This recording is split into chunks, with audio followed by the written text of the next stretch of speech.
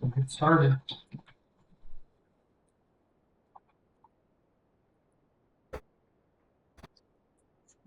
Okay, this meeting of the Board of Health to order. We'll begin with the roll call of the members. Board Member Dahl.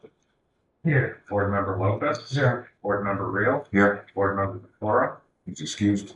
Board President Broker. Here. We have no minutes on the agenda to approve this evening.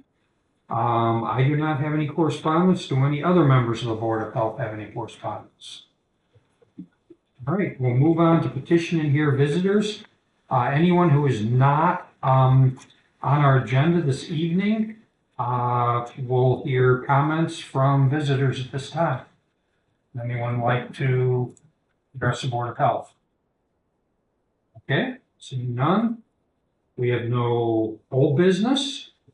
We'll move on to new business. We have an application before us for keeping livestock, fowl, and other animals from the Chestnut Street Feedery at 115 Chestnut Street. So this is a case of first impression. This is the first time we're wading through this. So when the application was initially filed, it was requesting for the keeping of livestock and fowl, and that would be under the regular city ordinance for keeping of such, Chapter 70.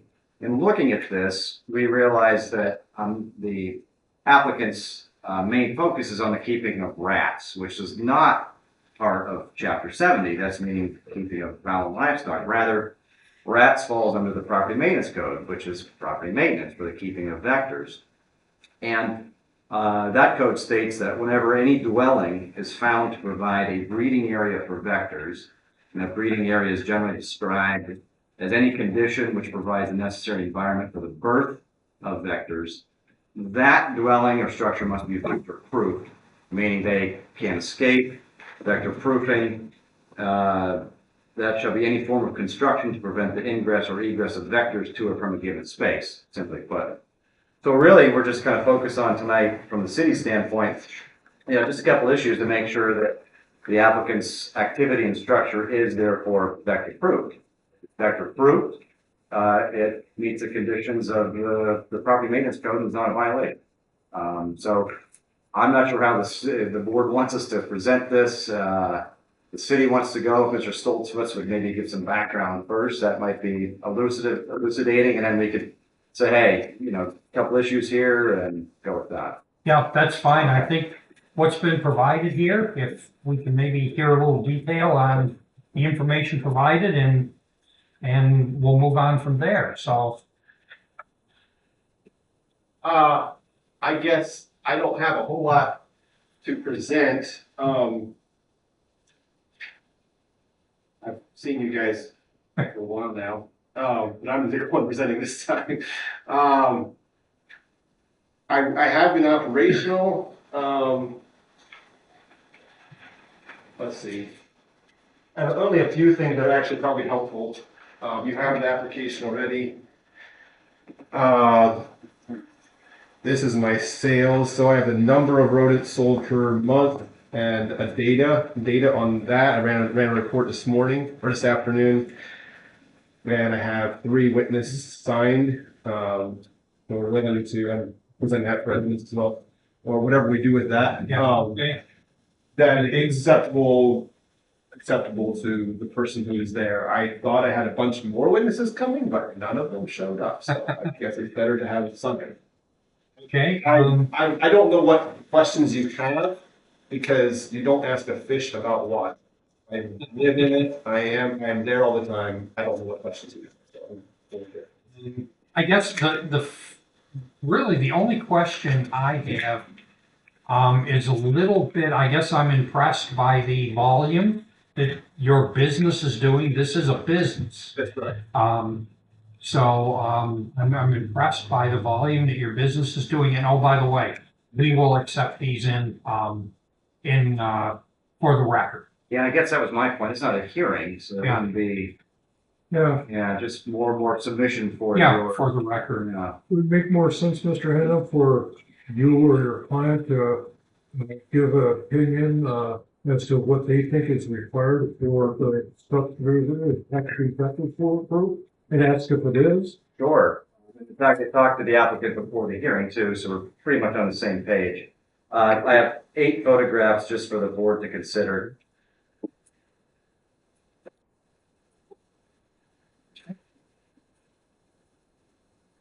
So, photograph B1 shows the entrance, the ingress and egress to the rat room. Please correct me if I'm wrong.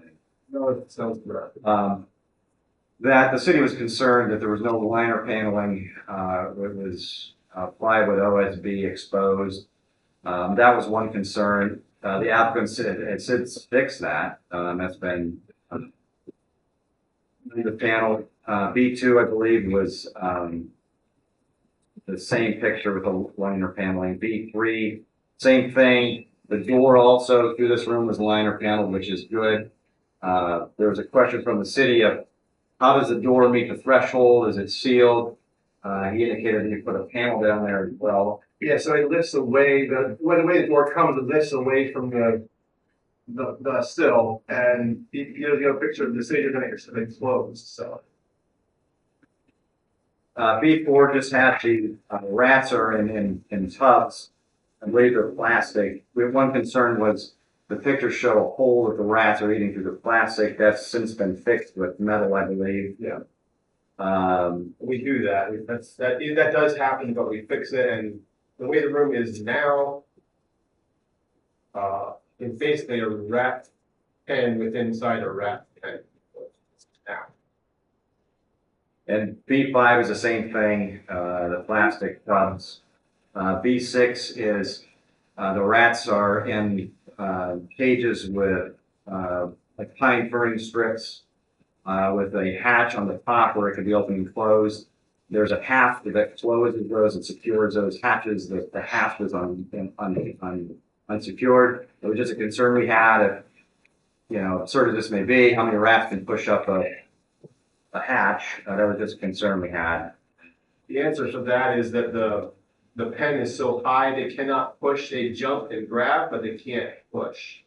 So they will, like, every so often do a monkey bars on it, but when you're on the monkey bars, you can't push the monkey bars. B7 did have a little rat there visible. He was down in a little thing there. We just don't know how he got out. If that's part of It it. was a wild one that came in, he is obviously not obtained breeding. And then finally B8, which he said was cleaned up. There's a carcass of, I believe, a poison rat in there, but that's since been cleaned up as far as my understanding. Yeah. And that was embarrassing. We're not in a hearing, Mr. Hannah, let me just ask you to have an issue or two out there. There's a lot of, there's pictures of, tubing going around, looks like metal tubing. Is that electric or is that a feeding or watering mechanism? That water runs, Okay. it's, yeah, water's all at the same time. Then there's another picture, page 7, that looks just like a regular electric fan with a regular, electrical line. Yeah. Now, that would be a fire danger and something that should be in some kind of more resistant conduit, shouldn't it? And then could a rat get to that and chew through it? I did not consider that as a possibility. But that would be another easy fix. That would be wouldn't an easy fix, yeah, yeah. You hear from the city? Yeah, certainly. And, you know, we understand that the applicant's done work to get this to where it needs to be. This property does have a history of rats, you know, escaping. So we just want to make sure that they are vector approved. We have Officer Fuqua here that can add some light to that as well as past violation. He can address the board as well. Am I down for that day or no? I guess it's sort of back and forth. Yeah. I was one person that came along to give a witness, that was my son, Peter, who will stand up. Would you like to give your, opinion of Mr. Plowman and his effort here? Yes. Okay, go ahead. I think that it is good that Mr. Plowman has been pressuring my dad to clean up his rat room because it is now a lot more cleaner and it smells better and it is funner to work in. Hi. We do have Officer Fuqua just to, you know, I want to make sure the board's informed that, you know, we want to make sure moving forward that this will be vector approved and we don't go back into history where we have been. If he may address the board, Officer Fuqua. Yes, I received 2 complaints, one in 2024, July, and one of May 2025. These complaints had stopped into the Chestnut Street Eatery and called in and expressed their concern about the cleanliness, the dirty cages, etc. I forwarded both these complaints to Chief Ward, who either contacted property maintenance or the board present here tonight. That's as far as I got involved in any incident. Thank you. And Mr. Plowman, on behalf of the city, if you have specific questions for Mr. Plowman, I know Member Gall, maybe you did. I'm sure you've been working, I'm just curious as to where we're at from the city's perspective. Pertaining to the rat room itself and. Yeah. Well, the rats were being bred in wooden structures, the shed. My original inspection at this place, discovered that, several of these rats were chewing through the water lines. And they were filling these cat boxes. They would be getting filled with water and the rats were drowning and several rats were present dead. And the conditions were horrible, with rat carcasses throughout. I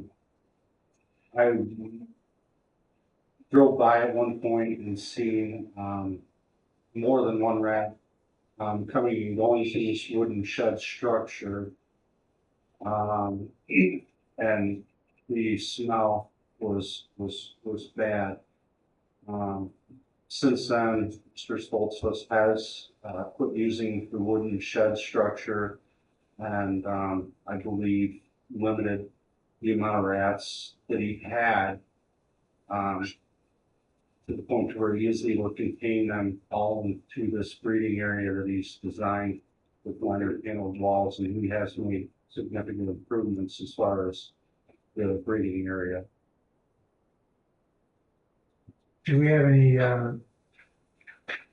regular inspections scheduled for a facility like this? That would be a consideration that I would ask the board is to maybe consider, that inspections, routine inspections are performed in order to determine the cleanliness and We probably need to put that in our code. It does state in the, section 309.6 that, from and after the passage of this chapter, a representative of the vector control program here is empowered to make sporadic inspections of the interior and exterior of all dwellings. I'm also inspected now, by the Pennsylvania Department of Agriculture. And I wanted to get her, a written statement from her, but they don't do that anymore. And she did not write up a sheet. She inspected it, June, what was that, June 5th, maybe? you never received your quote from. She never made one. But you and her came on the same day and inspected it when it looked so deplorable, like you said. And then she came back a week later and was very happy with the progress that had been made. Although, again, I have no written record of that. I did talk to her on Monday, and she could not give me anything written, that she's not making. So the Pennsylvania Department of Agriculture inspects it, but they don't issue certifications or anything? They do not. So I would lose my license to sell pets at the store if it continued to be in violation of their Oh, okay. standards. And at that point, when she inspected it, it was in violation. So we had conversation about what is legal in a production facility, and what Mr. Plowman brought up as problems were the same problems that she was dialing in on. Pools with water, the carcasses that were not properly disposed of, general filth problems. Okay, so it's your entire business Operates under some umbrella. operates Yeah. under one umbrella, okay. And she does do an annual or biannual inspection. All right, I guess maybe that was what I wanted to follow up with. So She was not aware that that facility was there. Okay. I never. So she's there once a year or twice a year, or it depends? She just stops in randomly. I don't keep track of when it is. Okay. At least once a year? At least once a year, yeah. And I have to renew my license every year. I have a question. How do you dispose of or get rid of the waste of the carcasses? Composting, put them in sealed containers so that they're not accessible to anything else, or freezing. in the Are they bag. placed out back? What's that? Where do you compost the waste? So that is another issue that has been changed since May, since the beginning of June. We now have them in sealed, 55-gallon barrels with a lockable lid, and they typically stay inside of it. Once that lid is locked, there's no flies, there's no nothing. Then where does the barrel go? It goes to a facility in Lafayette Township. Or not facility, it goes to property in Lafayette Township. And it's dumped there? Yeah, it's spread out there, and we're not talking 55 tons of manures. It's, it's not a tremendous amount. Carcasses taken there as well? So they're not, they're supposed, like, just like with the they're supposed to be stuck in a freezer bag and then set out for trash on Sunday night. That's the proper way. Some of them do, pieces of it sometimes do make it good. It's not, it's not. Now this waste that's taken out of Lafayette Township, is it legal to do that? Is it like someone have a farm or something, or? Yeah. There's been no complaints there from any neighbors saying they're downwind of it or anything? Okay. I notice you have the metal and the concrete, obviously, to keep them from chewing through, but I'm concerned about the door area. Looking at this picture right here, Yes. the door, well, I know rats can chew through thin plywood very, very quickly, so I'm wondering why that same wire or metal is not over top of this wood. You have that covered. So, okay, so, Picture of that. well, I'm just wondering, because right where this 2x4 rat could go up there, then it could chew through the ceiling, which is only foam. Right. So you're making all this effort with the metal and the concrete, but I just see this as a weak spot here. Is this all metal now across there? So, No, the metal. right. Excuse me, the wood. This is wood here, but has this been covered in tin now? Okay. So the tin part is tin is all the way across. The doorway, everything is all tinned in. And so, in my experience, rats cannot jump any higher than this. No, these are larger than normal rats. Right? No, I've trapped rats from your city, and they're the same size as mine. So I've seen them this big before, but at the tail of it. Okay. Next question. You gave us your list of your sales for March of 2025. You sold 446 and a third rats. How do you sell a third of a rat? Is it missing some body parts or something?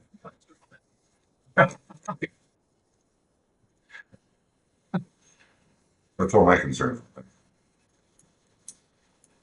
This department did have that concern when he visited recently, and so I did address that. And Covering the wood. I think it's down to a half-inch tolerance. Who do you sell these rats to? So people that own snakes or something, or what? Yes. So people, the lower income have low income, and snakes can eat monthly. They can eat 2 this week and nothing the next 2 or 3 weeks, and then 2 or 3 more. So as long as they have money for $5 rat every so often, they can take care of a snake. And if they get tax income, they can buy a very expensive snake with their chunk of money, and then they can take care of it for very cheap. That's depressing. That was a question. Just want to make a global statement. And this is global. I find pet stores to probably be nice with the kids being here, H holes for animals. So my concern is for the animals in general. And this is sort of a subjective question for you. Given the attention that's been paid to your store and what you've had to do for the rats, do you feel any rededication to the entire shop, making sure that it's clean, clean for the other pets? Yes, they do. Mr. Plowman and I have had some discussion over whose responsibility it is to make sure that things are clean and right. I have actually sent him an email saying that I changed my perspective, that I am seeing myself as the one who ought to be cleaning and fixing and changing things. So that's my statement there. I've been a customer years to years, so you know now you're gonna have an inspection probably every month. Yeah. So, like I said, my biggest concern is, to the mayor's point, we probably have bigger rats in some of these homes that we have to deal with on a weekly basis that we're condemning, so all of the barriers that you put in, I really don't have a concern for that, but in general, I would have a concern overall for all the animals that are housed there, so. I'm just stating that to you. And that's fair. And one of the challenges of a small niche retail, which pet stores are, is that the larger online presence is decimating that industry. So this whole question has really raised my question: what am I going to do going forward? Where do I have a niche? And again, after Mr. Plowman put so much pressure on this particular aspect, and when I finally did what I thought was best, I really enjoy that now, and I am competitive there. Whereas I can't compete with Amazon, so it's sure large. But again, we're doing export. It's like our majority of our sales come from exporting these animals to like Buffalo or other. Oh, I have.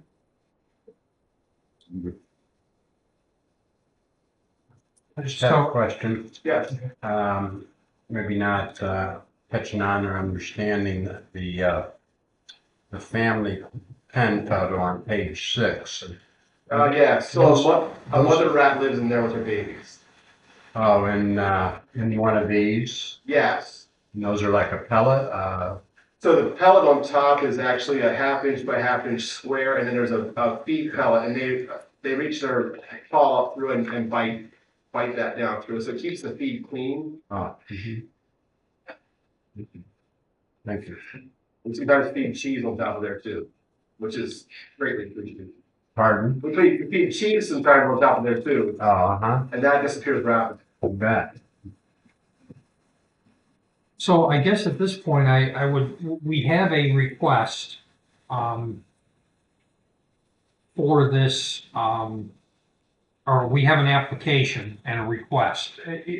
Is there anything that the city feels should be added to this, beyond what is presented on paper from the applicant? I don't know, and then speaking with Mr. Stolfus before they began, it's an application, but there's no ordinance that allows for the application to have vectors. You could keep vectors as long as they're vector proof, so.